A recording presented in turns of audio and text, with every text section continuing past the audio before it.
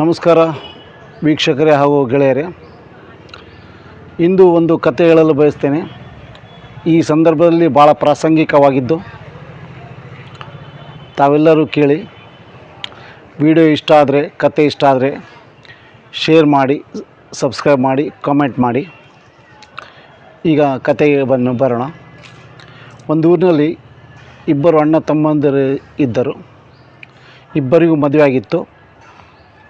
ಇಬ್ಬರಿಗೂ ಕೆಲವೊಂದು ವಿಷಯಗಳ ಬಗ್ಗೆ ಮನಸ್ತಾಪ ಆಗಿ ದೂರ ಮನೆ ಇತ್ತು. ಮನೆ ದೂರ ಮಾಡಿಕೊಂಡಿದ್ರು. ಮಾತುಕತೆ ಇರಲಿಲ್ಲ ಅವರಿಬ್ಬರ ನಡುವೆ. ಆ ಅಣ್ಣನ ಆರ್ಥಿಕ ಪರಿಸ್ಥಿತಿ ಸರಿಯಾಗಿದ್ದಿಲ್ಲ, ಅದು ತಮ್ಮನಿಗೆ ಗೊತ್ತಿತ್ತು. ಒಂದು ದಿವಸ ತಮ್ಮ ಪೇಪರ್ ಓದುವಾಗ ಅದರಲ್ಲಿ ಅಣ್ಣನ ಹೊಲದ ಹರಾಜಾಗುವ ಬಗ್ಗೆ ಮಾಹಿತಿ ಬಂದಿತ್ತು. ಅದನ್ನು ನೋಡಿದ ತಮ್ಮ ತನ್ನ ಹೆಂಡತಿ ಕರೆದು ಹೇಳ್ದ, ಈ ರೀತಿ ಪೇಪರಲ್ಲಿ ಬಂದಿದೆ ಅಂತ ಹೇಳ್ದೆ. ಭಾಳ ದುಃಖ ಆಗ್ತಿದೆ ಅಂತ ಹೇಳ್ದ.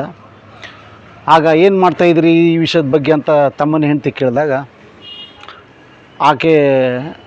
ಅವನಂದ, ತಮ್ಮ ಹೇಳ್ದ, ನನ್ನ ಏನು ಮಾಡಲಿಕ್ಕಾಗೋದಿಲ್ಲ, ನನ್ನ ಹತ್ರನೂ ದುಡ್ಡಿಲ್ಲ ಅಂದ. ಆಕೆ ತಮ್ಮನ ಹೆಂಡತಿ ಕೂಡಲೇ ಒಳಗೋಗಿ ತನ್ನಲ್ಲಿದ್ದ ಬೀರುವಿನಲ್ಲಿದ್ದ 4 ಲಕ್ಷವನ್ನು ತೆಗೆದುಕೊಂಡು ಬಂದು ಹೇಳಿದ್ಲು, ಇದು ನಿಮ್ಮ ಅಣ್ಣನಿಗೆ ಕೊಟ್ಬಿಡಿ. ಅದರಲ್ಲಿದ್ದ 4 ಲಕ್ಷ ಇತ್ತು ಅಲ್ಲಿ ಪೇಪರಲ್ಲಿ. ಆ 4 ಲಕ್ಷನ ಕೊಟ್ಟು ಹೊಲನ ಬಿಡಿಸ್ಕೊಂಡು ಬನ್ನಿ ಅಂತ ಹೇಳಿ ನಿಮ್ಮ ಅಣ್ಣನಿಗೆ ಅಂತ ಹೇಳಿದ್ಲು. ಆವಾಗ ತಮ್ಮ ಹೇಳ್ದ, ನಾನೊಬ್ಬನಿಗೆ ಹೋಗಲಿಕ್ಕೆ ಧೈರ್ಯ ಸಾಲ್ತಾ ಇಲ್ಲ, ಜೊತೆಗೆ ನೀನು ಬಾ ಅಂತೇಳಿ ಇಬ್ಬರು ಸೇರಿ ಹೋದರು. ಇಬ್ಬರು ಹೋಗಿ ಅಣ್ಣನ ಮನೆಗೆ ಹೋಗಿ ಈ ರೀತಿ ಕೇಳಿ, ಹೌದು ವಿಷಯ ಸರಿಯಾಗಿದೆ ಅಂತ ಹೇಳ್ದ. ಏನು ಮಾಡಲಿಕ್ಕೆ ಆಗೋದಿಲ್ಲ ಅಂತ ಹೇಳ್ದ. ಆಗ ತಮ್ಮಂದ, ಒಂದು ಕೆಲಸ ಮಾಡೋಣ, ಈ ನನ್ನಲ್ಲಿದ್ದ 4 ಲಕ್ಷನ ತೊಗೊಂಡು ಹೊಲನ ಬಿಡಿಸ್ಕೊಂಡು ಬಾ ಅಂತ ಹೇಳ್ದ. ಆವಾಗ ಅಣ್ಣ ಹೇಳ್ದ, ಈ ದುಡ್ಡು ನಿನ್ನಲ್ಲಿ ಹೇಗೆ ಬಂತು ಅಂತ ಹೇಳ್ದ. ಆವಾಗಂದ, ಇಲ್ಲ ಈಕೆಯಲ್ಲಿತ್ತು ಅಂತ ಹೇಳ್ದ. ಆವಾಗ ಅಣ್ಣ ಕೇಳ್ದ, ನಿನ್ನಲ್ಲಿ ಹೇಗೆ ಬಂತು ದುಡ್ಡು ಅಂತ ತಮ್ಮನ ಹೆಂಡತಿಗೆ ಕೇಳ್ದ.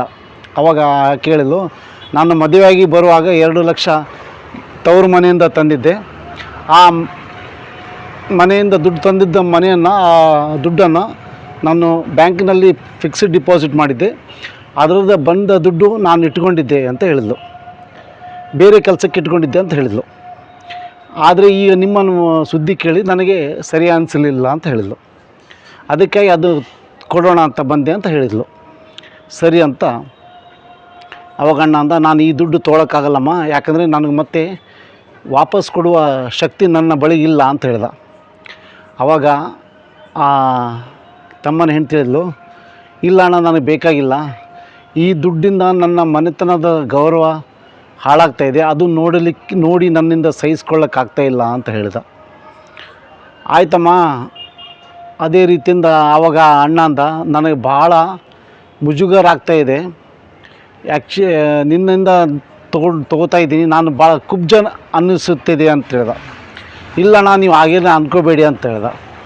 ಆವಾಗ ಅಣ್ಣನ ಹೇಳ್ದ, ಇಲ್ಲಮ್ಮ, ನಿನ್ನ ಬೆಳೆಸಿದ ನಿಮ್ಮ ತಂದೆ ತಾಯಿಗೆ ನಾನು ಚಿರಋಣಿಯಾಗಿರ್ತೀನಿ.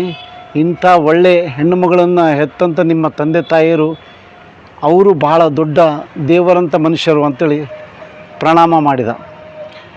ಇಂದಿನ ಕಾಲದಲ್ಲಿ ಎಲ್ಲರೂ ದುಡ್ಡಿಗಾಗಿ ಹೊಡೆದಾಡ್ತಾ ಇದ್ದಾರೆ ಅಣ್ಣ ತಮ್ಮಂದಿರು. ಇಂಥ ಮನೆತನಗಳು ಇವತ್ತಿಗೂ ಇಲ್ಲಿವೆ ಅಂದರೆ ಅದು ಕಡಿಮೆ ಏನಿಲ್ಲ.